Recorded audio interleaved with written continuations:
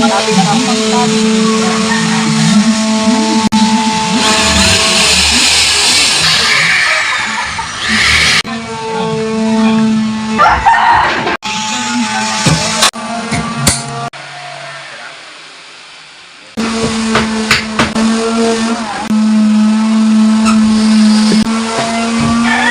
litro na flexiban.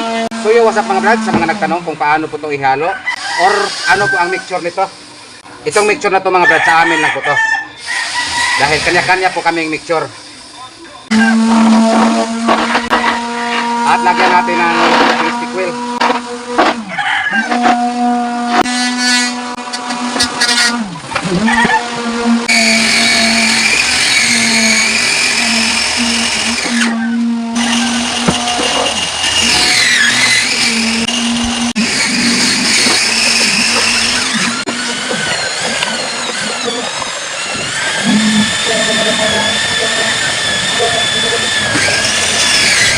Kung wala po kayong itong air spray gun, pwede po kayong gumamit itong picture roller.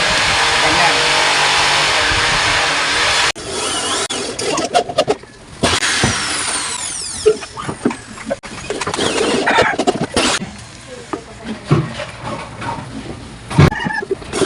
Kapag urethane po ang pintura na gagamitin, ito po ang kaniyang thinner.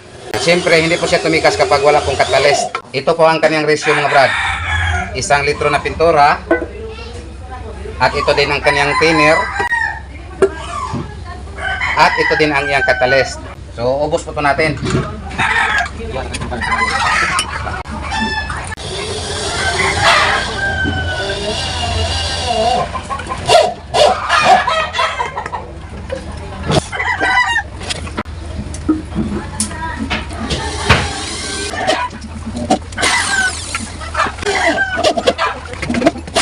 At ito po ang pipinturahan natin.